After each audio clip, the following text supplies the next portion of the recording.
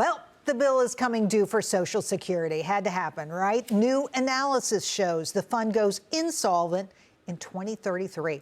If lawmakers do nothing, which, if we're being honest, is likely, retirees take an automatic 23% cut to their benefits. That's no haircut. That's a huge hit for millions of seniors. It's been decades in the making. Washington ignored the problem and hoped it would maybe fix itself. Now there's too many retirees, too few workers paying into the system. The math is real and the deadline is right on top of us. EJ, I wanted to come to you first on this. So what do you favor here? Do we raise taxes? Do we cut benefits? Do we change the structure of Social Security? What do you favor? I think you're going to have those structural changes. Now, to be clear, we don't want to pull the rug out from anybody, right? It's not as if someone who's already getting benefits, we want to see big cuts there. No, but younger generations need to be told, look, for a lot of you folks, the system is not going to look like, at the time of your retirement, it's not going to look like what it does today. That's just the reality. We're not having enough kids. The population is not growing fast enough. Specifically, the number of working people is not growing fast enough. And if you're going to keep a Ponzi scheme going, which, sorry, structurally, that's what Social Security is. It relies on an ever-growing increase of people paying into the system to pay for today's retirees. If you're not going to keep that growing, that population, that working group, then yeah, you are going to have to make structural changes. That's the math. Dagan, you agree? Yes, absolutely.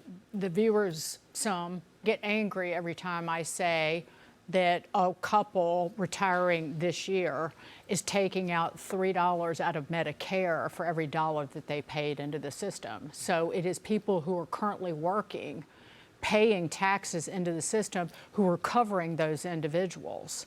And it's not quite as extreme with Social Security, but there's a couple retiring this year is still taking out more than they paid in.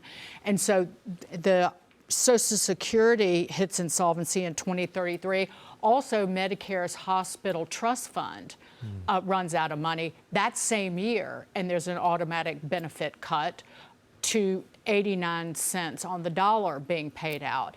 And this Congress, these lawmakers can't get rid of a super subsidy for Obamacare that is $40 billion a year. How on earth are they ever going to fix this? Just let the benefits be cut and just see what happens. Do you think that there's a better chance of super reforming Social Security when, like, Gen X is the oldest generation in America? Because I don't really know anybody in Gen X who thinks they're going to get all their benefits. I see your point.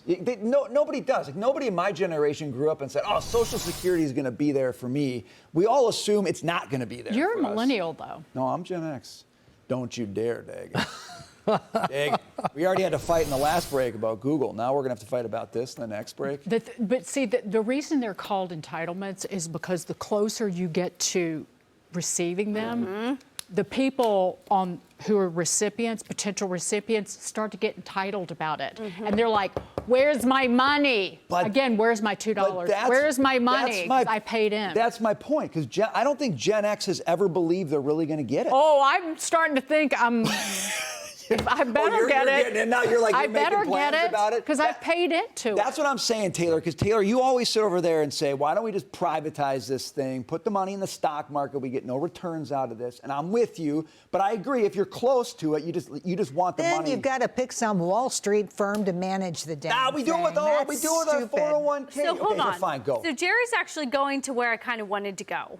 What if we got to invest in something more than, let's say, treasuries? So since we were doing this, since ChatGPT came out, the S&P 500 is up 80%. The Mag 7 is up 300%. Right. NVIDIA is up 1,020%. That is 3 years. Bonds are up like 25%. This is really a logical point. So I am not saying let's put all the Social Security into Meta. But what I am saying is let's diversify. If I grow up and my dad says you need to have a diversified portfolio, everyone in my 401k says you need to have a diversified portfolio. Oh, you can't go 100% in one asset class. Why are we not doing the same thing with, I don't know, Social Security?